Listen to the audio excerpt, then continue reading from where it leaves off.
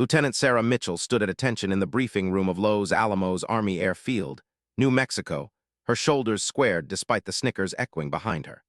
It was July 1945, and the war in the Pacific raged on with no end in sight.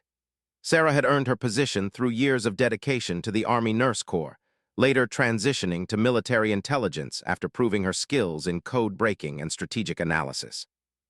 But in this room full of male officers, her credentials meant nothing. "Gentlemen and lady," Colonel Harrison began, his pause deliberate and mocking. "We're here to discuss the final preparations for Operation Centerboard. This mission will change the course of human history." Sarah kept her eyes forward, refusing to acknowledge the smirks from Major Stevens and Captain Boyd, two officers who had made it their personal mission to remind her daily that women didn't belong in military strategy meetings. "With all due respect, Colonel," Major Stevens interrupted, "should we really be discussing classified weapons operations with a woman present? Perhaps Lieutenant Mitchell would be more comfortable tending to wounded soldiers." The room erupted in low chuckles. Sarah felt her jaw tighten, but she'd learned long ago that showing emotion only gave men like Stevens more ammunition. Her father had been a career military man who died at Pearl Harbor. Her brother was currently fighting in Okinawa. She had earned her place here through blood, sweat, and sacrifice that these desk officers could never understand. Colonel Harrison raised his hand for silence. "Lieutenant Mitchell stays. She's been assigned to this operation by General Groves himself. Her analysis of Japanese military communications has been invaluable." Sarah caught the flash of anger in Stevens' eyes. She knew he'd applied for the intelligence position she now held and had been passed over. His resentment burned hotter than the New Mexico sun outside. The briefing continued. Sarah learned details that made her blood run cold. The Manhattan Project, a secret weapons program she'd heard whispers about, had successfully developed an atomic bomb. The weapon's power was beyond anything the world had ever seen. One bomb could level an entire city. "The target cities are Hiroshima and Kokura, with Nagasaki as a backup," Colonel Harrison explained, pointing to maps of Japan. "Our intelligence suggests these locations house significant military installations and war production facilities." Sarah's mind raced as she absorbed the information. She thought of the countless American soldiers dying in the Pacific, of the projected casualties if the military had to invade mainland Japan. The estimates were staggering, over 1 million American lives and millions of Japanese civilians. But the power being described seemed almost godlike in its destructive capability. "Lieutenant Mitchell," the colonel said, pulling her from her thoughts, "you'll be responsible for monitoring Japanese military communications before and after the bombing. We need to understand their command structure's response in real time." "Yes, sir," Sarah replied crisply. "Monitoring radio chatter," Captain Boyd scoffed. "Surely we have male operators who could handle such a critical task. What if she misses something important while she's powdering her nose?" The room laughed again. Sarah felt heat rising in her cheeks, but she maintained her composure. "Captain Boyd," Colonel Harrison's voice cut through the laughter like a knife, "Lieutenant Mitchell speaks fluent Japanese, understands military protocol better than half the men in this room, and has intercepted more enemy communications than anyone in this division. She will do her job. I suggest you focus on doing yours."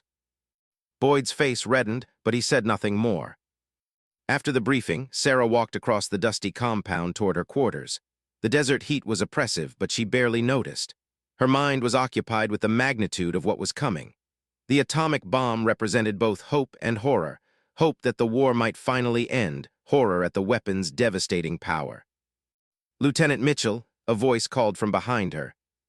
She turned to see Major Stevens approaching, his expression hard and cold. "Let me make something clear," he said, stepping close enough that she could smell the coffee on his breath. "I don't care what the colonel says.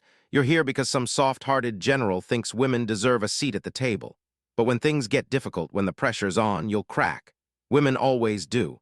And when you fail, I'll be there to make sure everyone knows you never should have been here in the first place." Sarah met his gaze without flinching. "Is that all, Major?"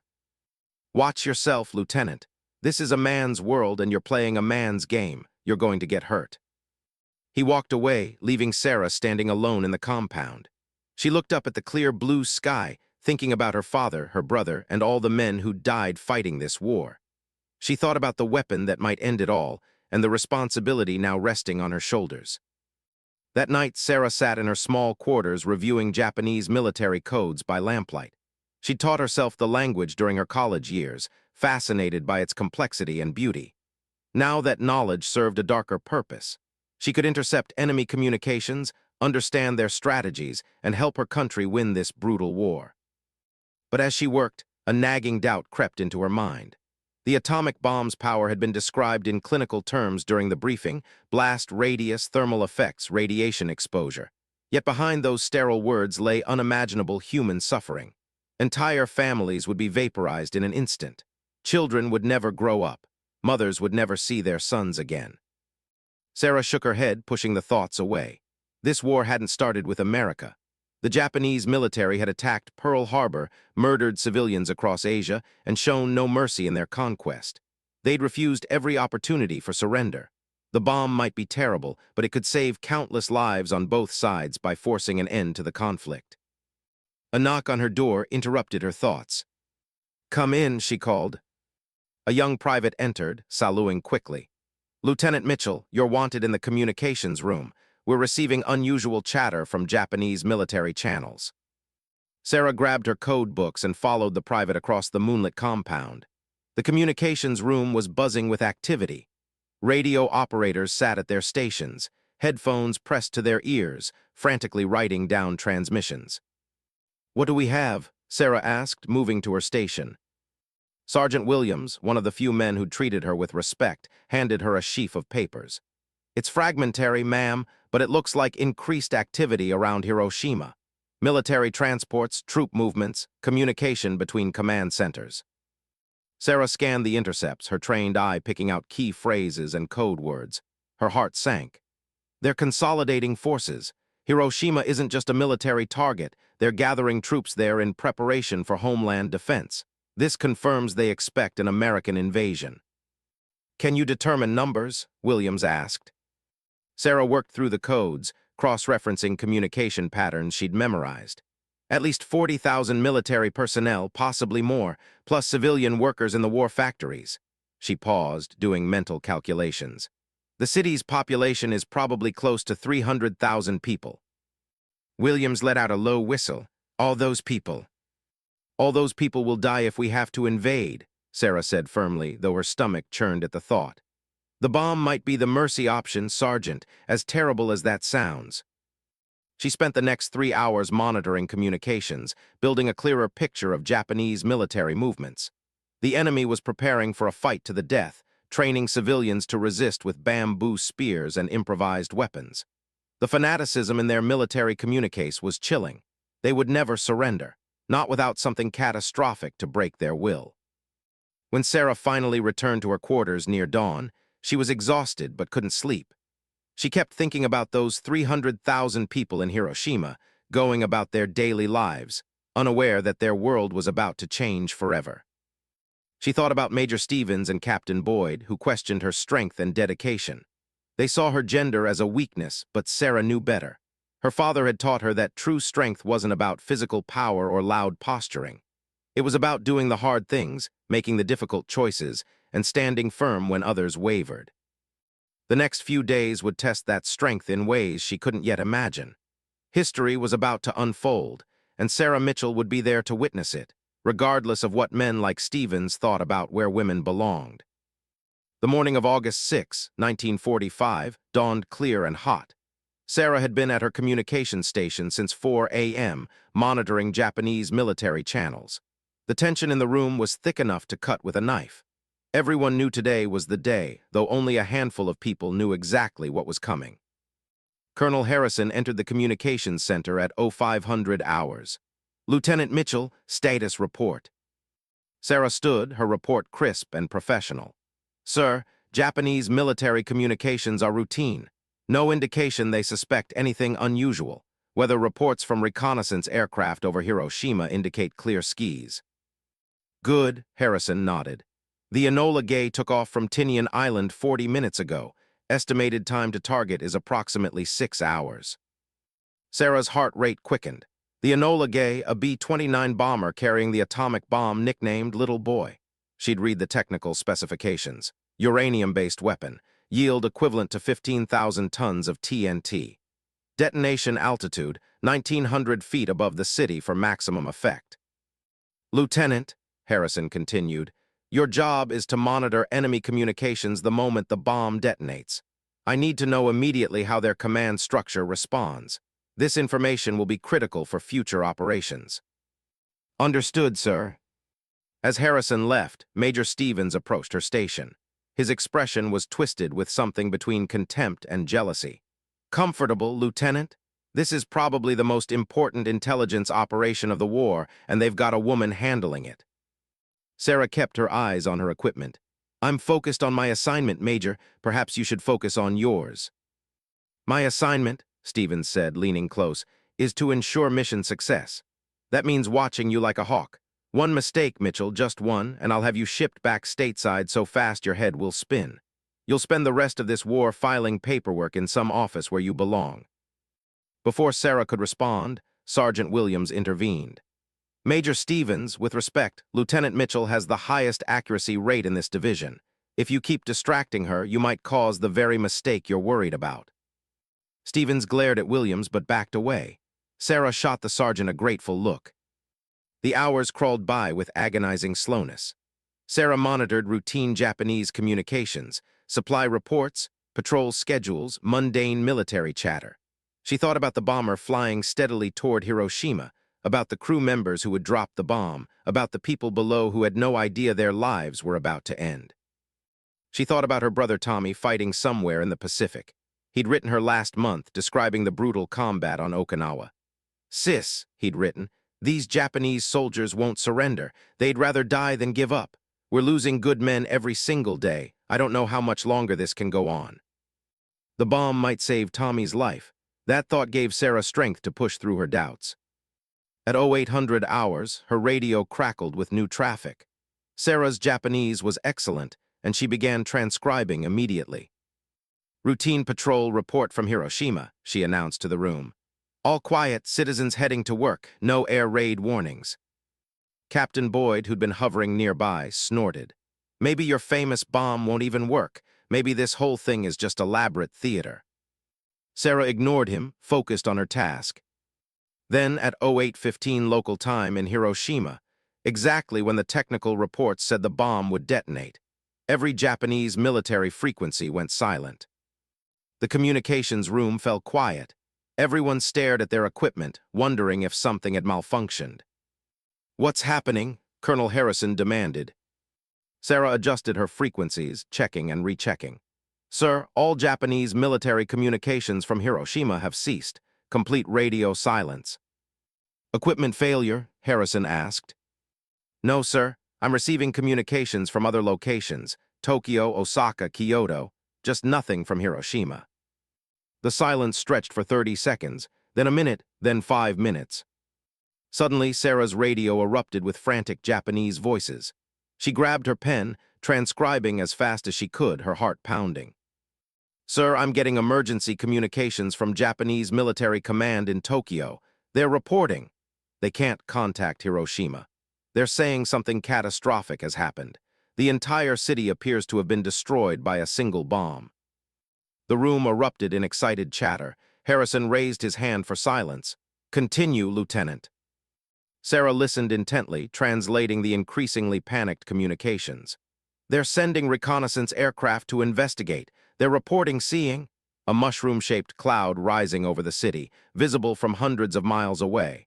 They're saying the destruction is total, nothing left. My God, Williams whispered.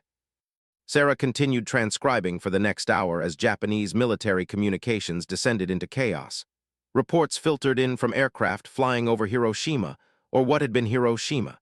The city was gone, replaced by a sea of fire and a massive radioactive cloud. Early estimates suggested tens of thousands dead, possibly more. The clinical description of the bomb's effects during the briefing suddenly became horrifyingly real. Sarah's hands trembled as she wrote, but she forced herself to remain professional. This was her job. This was what would end the war and save her brother. Lieutenant Mitchell, Harrison said, approaching her station. Excellent work. Your translations are giving us invaluable intelligence about enemy command structure response. Thank you, sir, Sarah managed. But as the day wore on and more reports came in, the magnitude of destruction became clearer. The bomb hadn't just destroyed military targets, it had vaporized an entire city. 70,000 people dead in an instant, perhaps more. The wounded were suffering from terrible burns and a mysterious sickness that would later be understood as radiation poisoning. Sarah monitored communications late into the night, documenting the Japanese military's stunned reaction. Their transmissions revealed shock, fear, and disbelief. Some officers refused to believe a single bomb could cause such destruction. Others recognized immediately that Japan now faced a weapon against which they had no defense. When Sarah finally left the communications center near midnight, she was physically and emotionally drained. She walked to the mess hall, needing coffee, needing to clear her head. Major Stevens was there, sitting alone at a corner table. When he saw Sarah, his expression changed from brooding to hostile. "Well, well," he said, loud enough for everyone in the mess to hear. "It's our heroic lady lieutenant. Tell me, Mitchell, how does it feel to help murder 100,000 civilians?" Sarah froze. Several other soldiers stopped eating, watching the confrontation. "I did my job, Major," Sarah said quietly. "I provided intelligence that will help end this war." "Your job?" Stevens stood, his voice rising. "You helped drop that bomb. You're complicit in the biggest massacre in human history. All those women and children in Hiroshima, their blood is on your hands." Sarah felt anger rising in her chest. Those people died because their government started this war and refused to surrender, because their military committed atrocities across Asia, because they attacked Pearl Harbor and killed my father. Don't you dare lecture me about blood on my hands, Major. "I knew you couldn't handle it," Stevens sneered. "I knew a woman would get emotional, would break down under the pressure. You're not cut out for this work." "I'm not breaking down," Sarah said, her voice steady despite her shaking hands. "I'm angry. Angry that you're trying to blame me for a war Japan started. Angry that you judge my performance based on my gender instead of my work. And angry that men like you get to question my patriotism while you sit safely behind a desk." Stevens' face turned red. "You'd better watch your tone, Lieutenant." "Or what? You'll report me. Go ahead, my record speaks for itself. Can yours say the same, Major?" Before Stevens could respond, Sergeant Williams appeared at Sarah's side. "Lieutenant Mitchell, you're needed back in communications. We've got more traffic from Japanese command." Sarah nodded gratefully and followed Williams out of the mess hall, leaving Stevens fuming behind her. "Thank you, Sergeant," she said once they were outside. "Don't mention it, ma'am." Williams paused, then added, "For what it's worth, you did nothing wrong. You're doing your duty, same as any soldier. Stevens is just a bitter man who can't stand that a woman is better at this work than he ever was." Sarah appreciated his words, but as she walked back to the communications center under the star-filled New Mexico sky, she couldn't shake the images in her mind. A city destroyed, thousands dead, and more might die if Japan still refused to surrender. She returned to her station and continued her work, documenting every Japanese military communication she could intercept.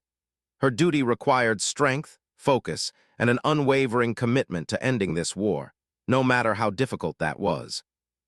In the 3 days following the bombing of Hiroshima, Sarah Mitchell barely slept. She remained at her communications station for 18-hour shifts, monitoring Japanese military channels with an intensity that worried even Sergeant Williams. The Japanese military communications revealed a nation in shock. Their high command couldn't comprehend what had happened. Radio intercepts showed military leaders arguing about whether the Americans truly possessed such a weapon or if some other explanation existed for Hiroshima's destruction.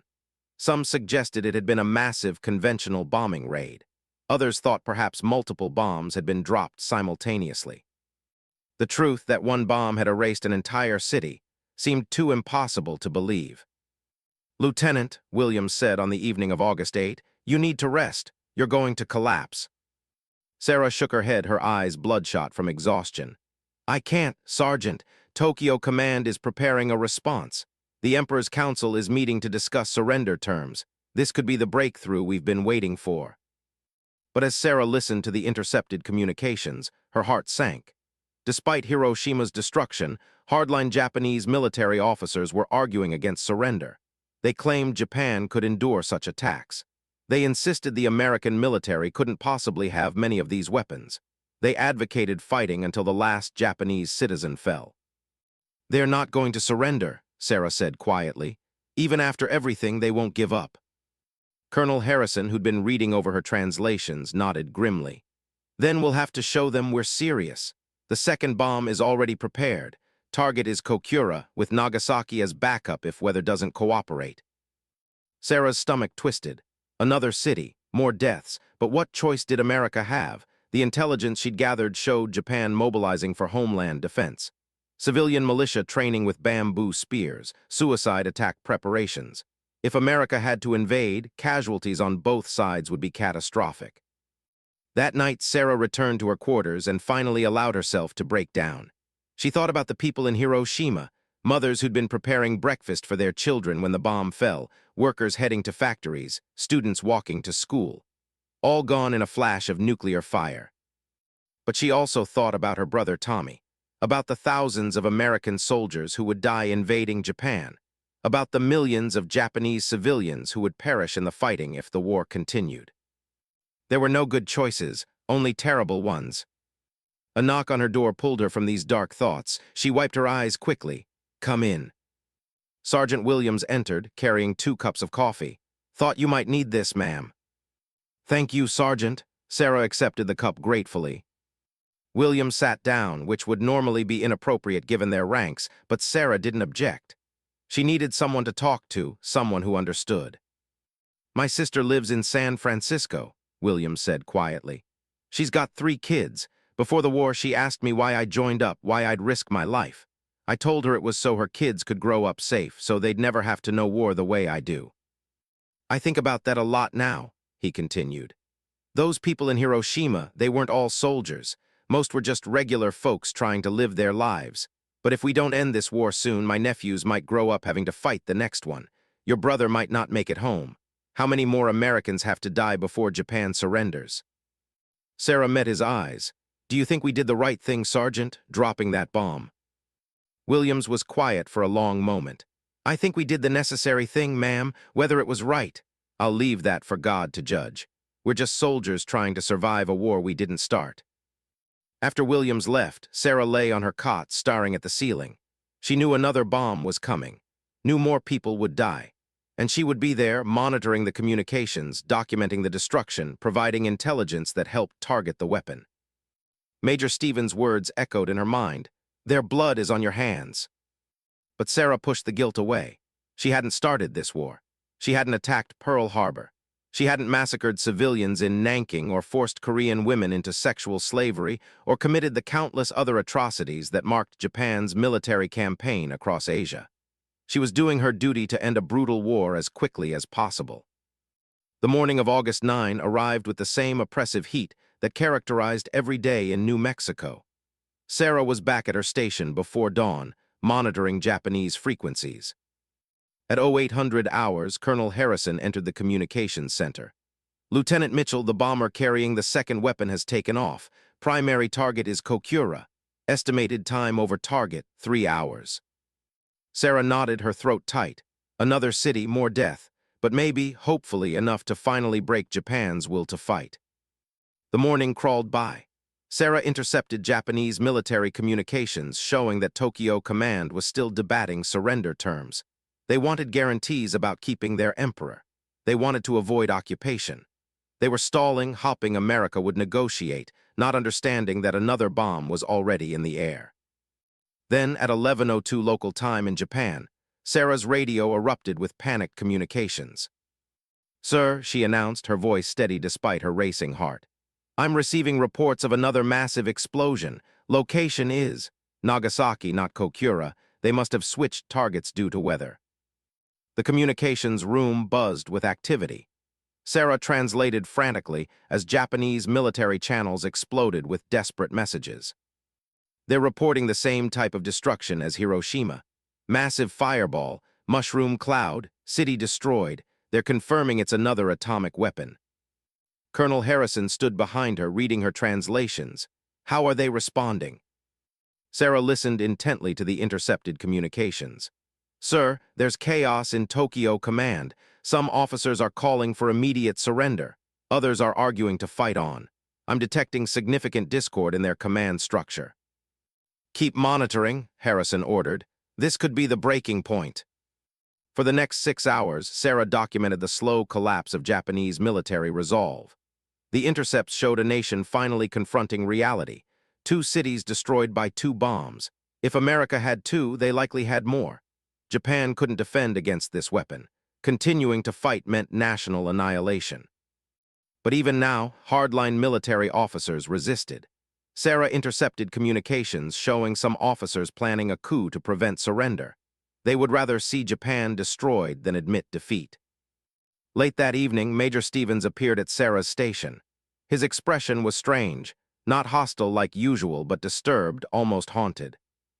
"I was wrong about you," he said quietly so only Sarah could hear. She looked up, surprised. "Major." "I wanted you to fail," Stevens admitted. "I wanted to prove women couldn't handle this kind of pressure, but you've been here for 72 hours straight, translating communications that most people couldn't stomach, maintaining your professionalism through all of this horror. That takes a kind of strength I don't have."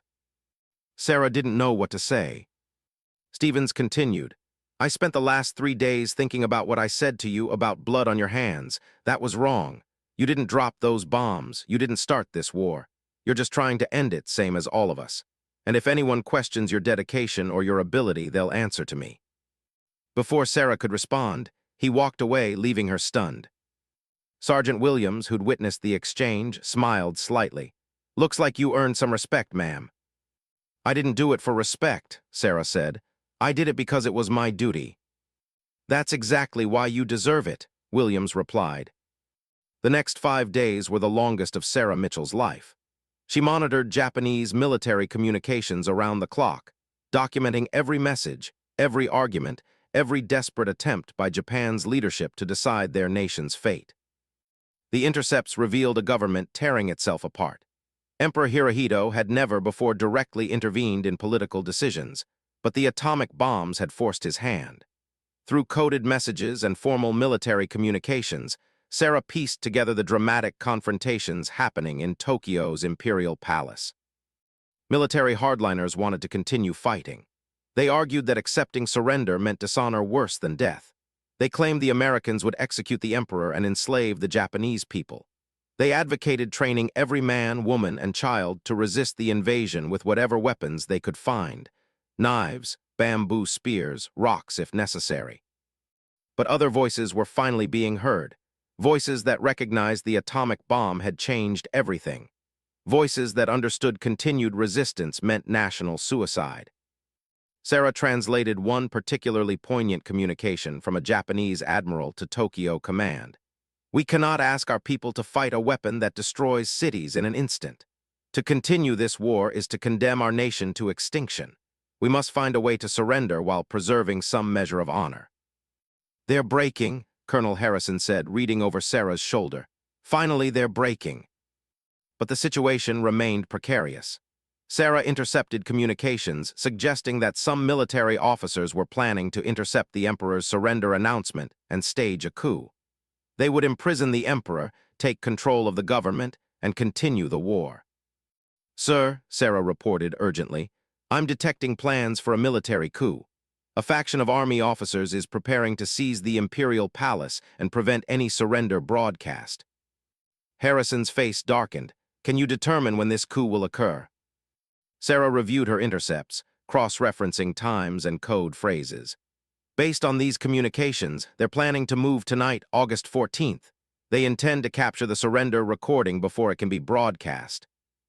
"We need to get this intelligence to command immediately," Harrison said. "If that coup succeeds, this war could drag on for months or even years." Sarah spent the next hours translating every detail of the coup plot she could intercept. The conspirators' communications revealed their desperation. They truly believed surrender would destroy Japan's soul. They would rather see every Japanese city burn to ash than admit defeat. But they underestimated Emperor Hirohito's resolve. On the night of August 14, Sarah monitored the communications with her heart in her throat. She listened as the coup plotters moved into action, storming the imperial palace, searching for the recording of the emperor's surrender speech. "They're in the palace," she reported. "They're searching for the surrender recording." The tension in the communications room was unbearable. Everyone knew that if the coup succeeded, the war would continue. More atomic bombs would fall, more cities would burn, more soldiers would die. Then, suddenly, Sarah intercepted a communication that made her gasp. "Sir, the coup has failed. The surrender recording was hidden. Palace guards loyal to the emperor defeated the conspirators. Several coup leaders have committed suicide." The communications room erupted in cheers. After years of brutal warfare, after 2 atomic bombs, after countless deaths on both sides, Japan was finally surrendering. Sarah felt tears streaming down her face, but she didn't wipe them away. She'd earned these tears. The next morning, August 15, 1945, Sarah sat at her station monitoring as Emperor Hirohito's voice crackled across Japanese radio frequencies. His high-pitched, formal tone spoke in archaic court Japanese that Sarah had to concentrate to fully understand. She translated for the room. "The enemy has begun to employ a new and most cruel bomb, the power of which to do damage is indeed incalculable. Should we continue to fight, it would result in the ultimate collapse and obliteration of the Japanese nation. This is the reason why we have ordered the acceptance of the Allied demands." The war was over. The communications room erupted again, this time with unrestrained joy. Men hugged each other, shook hands, wept openly. Sergeant Williams lifted Sarah right off her feet in an enthusiastic hug, then remembered himself and quickly set her down, embarrassed. "Sorry, ma'am, It's all right, Sergeant," Sarah laughed through her tears. "It's really all right." Colonel Harrison approached, his normally stern face softened with emotion. "Lieutenant Mitchell, your work over these past weeks has been exceptional. Your translations provided critical intelligence that helped command make informed decisions. You should be proud." "Thank you, sir," Sarah managed. But even as celebrations continued around her, Sarah felt a complex mixture of emotions. Yes, the war was over. Yes, American soldiers, including her brother Tommy, would be coming home. Yes, the atomic bombs had likely saved hundreds of thousands of lives that would have been lost in an invasion. But at what cost? Hiroshima and Nagasaki were gone. Over 200,000 people had died in atomic fire. The world now possessed a weapon that could destroy humanity itself. Later that day, Sarah walked alone across the compound, needing time to process everything that had happened. She found herself at the base chapel, a small wooden structure that had provided solace to countless soldiers over the years. She sat in a pew, not sure if she was praying or just thinking. The chapel was empty except for her and the quiet. "Lieutenant Mitchell." She turned to see Captain Boyd standing in the doorway. The officer who'd mocked her, questioned her abilities, suggested she was too weak for military intelligence work. "May I sit?" he asked.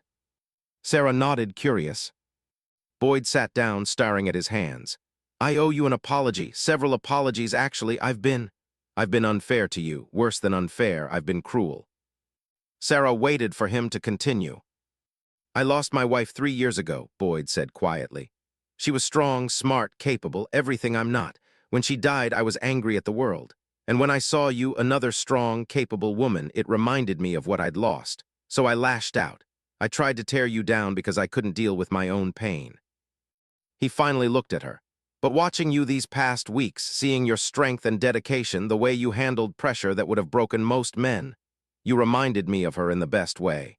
You showed me that strength isn't about gender, it's about character, and your character is beyond question." Sarah didn't know what to say. She'd expected many things from Captain Boyd, but not this honest vulnerability. "I don't expect forgiveness," Boyd continued. "I just wanted you to know that I was wrong, about you, about women in the military, about everything." "Captain," Sarah said gently, "we all carry pain. We all make mistakes. What matters is that we learn from them and do better." Boyd nodded, standing.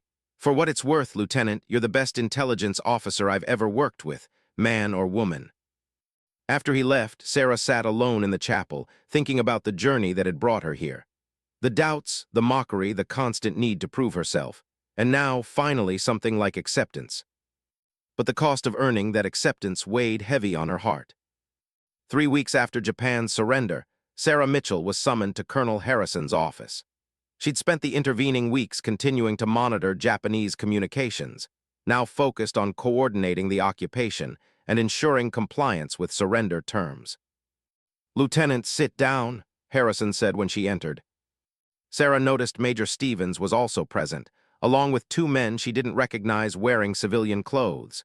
Intelligence agents, she guessed from their bearing. "Lieutenant Mitchell," Harrison began, "what I'm about to tell you is classified at the highest level. This information cannot leave this room."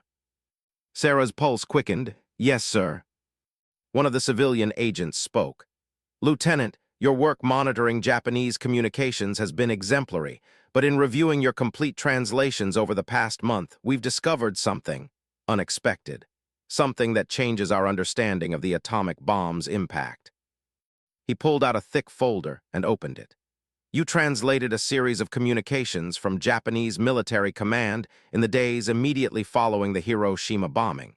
Do you recall specifically what they said about their willingness to surrender?" Sarah thought back. "Yes, sir. The communications showed chaos and disagreement. Some officers wanted to surrender immediately, others wanted to fight on." "Correct, but there's something you couldn't have known at the time because you didn't have the complete picture." The agent pulled out several documents. "We've now analyzed communications from before the atomic bomb, intercepts from July and early August that were translated by other intelligence officers." He spread the documents on the desk. "Lieutenant, Japan was already preparing to surrender before Hiroshima." Sarah felt the world tilt. "What?" "Their military situation was hopeless," the agent explained. "The Soviet Union was about to enter the war against them. Their navy was destroyed. Their cities were being bombed daily by conventional weapons. Japanese leadership knew they couldn't win. Communications from late July show the emperor's advisors discussing surrender terms." Major Stevens leaned forward. "Then why did we drop the bombs?" The second agent spoke up. "Politics. The Soviets were advancing into Manchuria. If the war continued, they'd have occupied significant portions of Asia. America wanted to end the war quickly before the Soviets could claim territory and influence in the post-war settlement. The atomic bomb achieved that goal." Sarah felt sick. "You're saying those 200,000 people died for political positioning?" "Not exactly," Colonel Harrison interjected. "The bombs did force an immediate surrender. Without them, negotiations could have dragged on for weeks or months. More conventional bombing would have killed thousands more. And yes, an American-dictated surrender was preferable to a Soviet-influenced one, given Stalin's ambitions." "But sir," Sarah said, her voice shaking, "if Japan was already moving toward surrender, couldn't we have waited? Couldn't we have given diplomacy more time?" The first agent's expression was grave. "Perhaps, but war doesn't allow for perfect decisions, Lieutenant. Leaders make choices based on incomplete information and competing interests. President Truman genuinely believed, that the bombs would save American lives by preventing an invasion. He may have been right, even if Japan was closer to surrender than we thought." Sarah stood abruptly. "Permission to speak freely, sir." Harrison nodded. "I've spent the last month believing I helped end the war and save lives. I've carried the weight of those deaths in Hiroshima and Nagasaki, but I justified it by telling myself it was necessary. Now you're telling me it might not have been? That there might have been another way?" "Lieutenant," Stevens said quietly, "there's always another way, but we rarely know what it is until after the fact. You did your duty, you performed brilliantly. The weight of these decisions, of whether the bombs should have been dropped, that's not on you. That's on the generals and politicians who made the call." Sarah sank back into her chair, her mind reeling. The agent continued. "We're telling you this because you've earned the right to know the complete truth. Your translations were accurate. Your intelligence was invaluable. But intelligence is only one piece of a much larger puzzle. The decision to use the atomic bomb involved considerations far beyond military necessity: geopolitical strategy, domestic politics, scientific ambition, and yes, revenge for Pearl Harbor." "What happens now?" Sarah asked. "Now," Colonel Harrison said, "you continue your career as one of the finest intelligence officers in the United States military. This information remains classified. Publicly, the narrative will be that the atomic bombs were necessary to force Japan's surrender and prevent a costly invasion.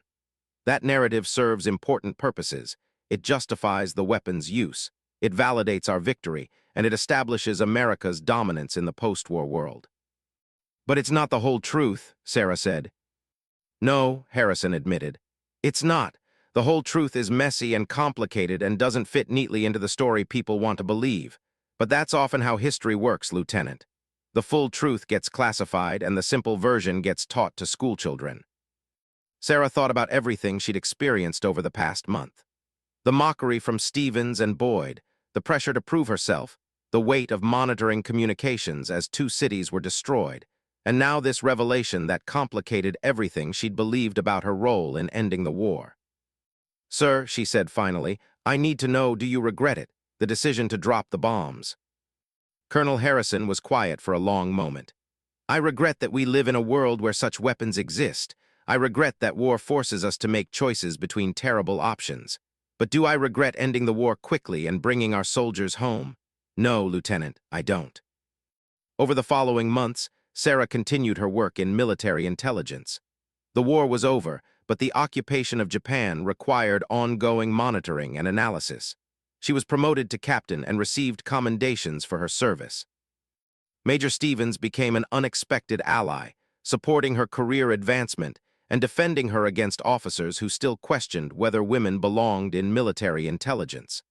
Captain Boyd requested a transfer to work under her command, saying he wanted to learn from the best. But Sarah couldn't shake what she'd learned in that classified briefing. The atomic bombs had ended the war. That was undeniable. But they had also demonstrated a terrible truth, that weapons of mass destruction could be justified for political purposes as much as military necessity. 1 year after the war ended, Sarah received a letter from her brother Tommy. He'd survived the Pacific Campaign and returned home to their small town in Pennsylvania. His letter was brief but heartfelt. Sis, I heard from some of my officer friends about the work you did during the war. They couldn't tell me details, but they said you were instrumental in the intelligence operations that led to Japan's surrender. I just want you to know how proud I am. You saved lives, including probably mine. Whatever weight you're carrying, whatever doubts you have, remember that. You saved lives. You brought your brother home. That's enough. Sarah folded the letter carefully, tears in her eyes. Tommy was right in a way. The bombs had brought him home. They'd ended the war. But the question of whether they were truly necessary, whether those 200,000 deaths in Hiroshima and Nagasaki could have been avoided, would haunt her for the rest of her life. Years later, in the 1960s, Sarah Mitchell retired as a colonel after a distinguished career in military intelligence. She'd broken barriers for women in the armed forces, mentored countless young female officers, and helped establish intelligence protocols that would serve America for decades. She never spoke publicly about her role in the atomic bomb operations. That remained classified throughout her life. But in her private papers, discovered after her death, she left a memoir that told the whole truth about the doubts, the moral complexity, the political realities behind the decision to use nuclear weapons. Her final entry read, "History will judge whether we did the right thing by dropping those bombs. I can only say that we did what we believed was necessary at the time, with the information we had. The Japanese military was stunned by the unimaginable power of America's atomic weapon. That much is certain. Whether that power should have been unleashed will be debated forever. What I learned during those terrible August days in 1945 is that war forces impossible choices. That strength isn't about gender or physical power. It's about moral courage and the willingness to carry the weight of difficult decisions. And that the full truth is always more complicated than the stories we tell ourselves. I was underestimated, mocked, and dismissed because I was a woman in a man's world. But I proved myself through dedication, skill, and an unwavering commitment to my duty. In the end, that's all any soldier can do, perform their duty to the best of their ability and let history sort out whether the cause was just. The atomic bomb changed warfare forever. It changed me forever. And the questions it raised about power, morality, and the cost of victory will challenge humanity for as long as these terrible weapons exist. Sarah Mitchell's story became legend in military intelligence circles, not because she was a woman who succeeded in a male-dominated field, though that was remarkable. Not because she played a crucial role in ending World War II, though that was historic. Her story endured because it captured a fundamental truth. that the greatest strength isn't in never questioning yourself, but in facing difficult realities with courage and honesty. That doing your duty doesn't mean avoiding moral complexity. It means confronting it head-on and living with the consequences. The Japanese military was indeed stunned by the unimaginable power of America's atomic bomb. But the true power, the power that mattered most, wasn't in the weapon itself. It was in the people who had to decide whether to use it, who had to live with that decision, and who had to find a way forward in a world forever changed by nuclear fire. Sarah Mitchell understood that power. She carried its weight with honor, dignity, and unflinching honesty. And in doing so, she proved that true strength comes not from the weapons we wield, but from the moral courage we show in deciding how and when to wield.